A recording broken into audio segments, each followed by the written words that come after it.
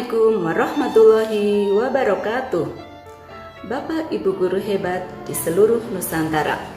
Saya Nurjanah, calon guru penggerak dari TK Pamekar Budi 1 Sukoharjo, Kabupaten Wonosobo, akan memaparkan tugas koneksi antar materi, kesimpulan dan refleksi dari modul 1.1 tentang pemikiran Ki Hajar Dewantoro. Dalam tugas koneksi antar materi ini, saya akan merefleksikan diri berkaitan dengan 3 pertanyaan sebagai berikut. Pertama, apa yang Anda percaya tentang murid dan pembelajaran di kelas sebelum Anda mempelajari modul 1.1? Kedua, apa yang berubah dari pemikiran atau perilaku Anda setelah mempelajari modul 1.1? Dan ketiga, apa yang dapat segera Anda terapkan lebih baik agar kelas Anda mencerminkan pemikiran Ki Hajar Dewantoro? Berkaitan dengan pertanyaan pertama, yaitu tentang apa yang Anda percaya tentang murid dan pembelajaran di kelas sebelum Anda mempelajari modul 1.1. Sebelum saya mempelajari modul 1.1 terkait murid, saya percaya bahwa murid saya anggap seperti kertas kosong yang bisa saya tulisi sesuka saya. Jadi saya beranggapan seperti teori tabula rasa yang menganggap jika anak terlahir dalam keadaan kosong yang tidak memiliki ide bawaan dari lahir, sehingga dapat diisi sesuai keinginan pendidik dengan pengetahuan dan wawasan. Saya juga beranggapan bahwa semua murid sama, karena saya belum mengetahui teori tentang kodrat alam dan kodrat zaman, di mana setiap anak sudah membawa sifat dan karakternya masing-masing, dan guru tidak bisa menghapus sifat dasar tersebut, namun hanya bisa menuntun atau membimbing agar muncul sifat-sifat baiknya dan menutupi sifat-sifat jeleknya. Adapun terkait dengan pembelajaran di kelas sebelum saya mempelajari modul 1.1, yaitu pertama, saya masih melaksanakan pembelajaran yang cenderung konvensional, yaitu guru lebih dominan dalam kegiatan pembelajaran. Pembelajaran masih klasikal, masih banyak menggunakan lembar kerja anak dalam kegiatannya. Yang kedua, sumber belajar, media, dan alat atau bahan pembelajaran yang digunakan masih terbatas. Saya masih kurang inovatif dalam memanfaatkan sumber belajar yang ada.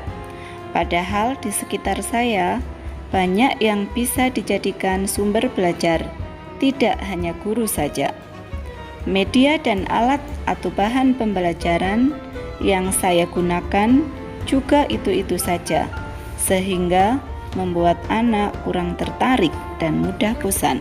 Gambar ini menunjukkan apa yang saya percaya tentang murid dan pembelajaran yang saya lakukan sebelum mempelajari modul 1.1. Pembelajaran masih berpusat pada guru dan kurang memberi kesempatan pada anak untuk berkembang.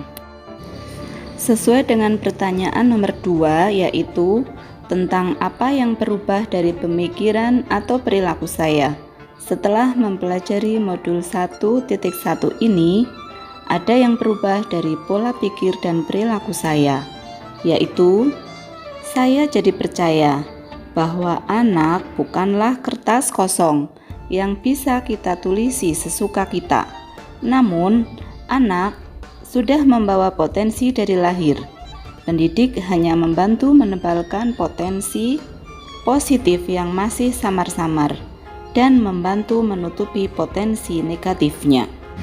Saya juga percaya bahwa setiap anak memiliki kodrat atau potensi yang berbeda.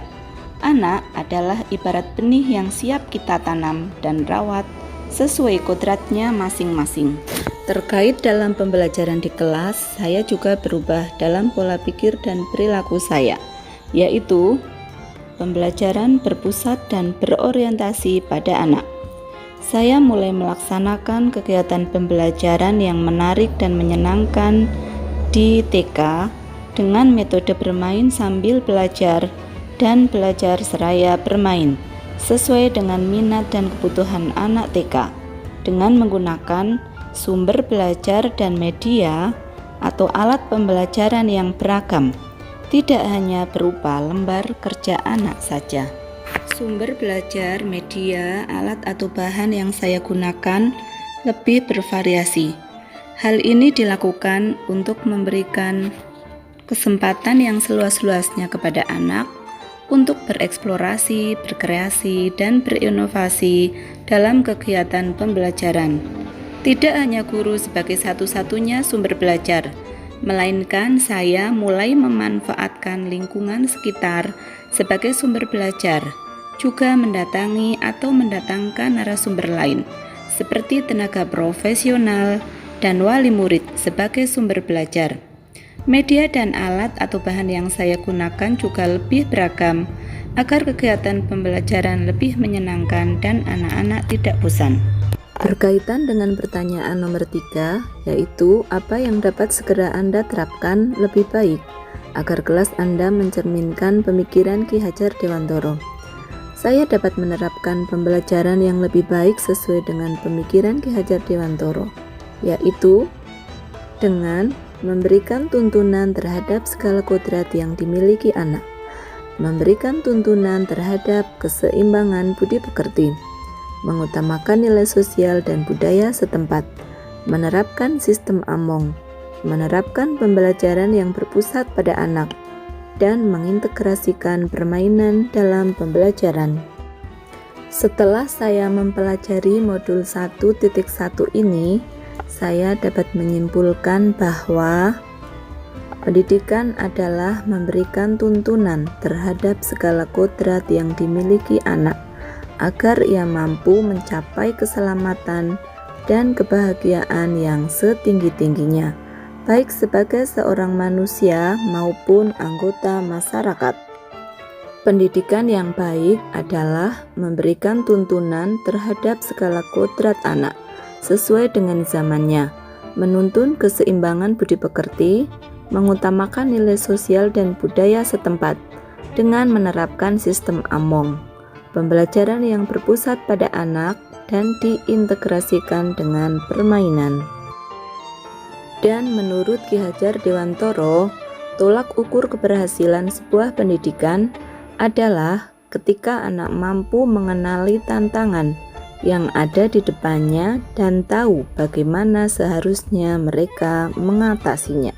Bapak Ibu guru hebat di seluruh Nusantara, demikian pemaparan tugas koneksi antar materi, refleksi, dan kesimpulan modul 1.1 tentang filosofi pendidikan oleh Ki Hajar Dewantoro. Semoga kita bisa menerapkannya di kelas dan sekolah kita masing-masing. Wassalamualaikum warahmatullahi wabarakatuh.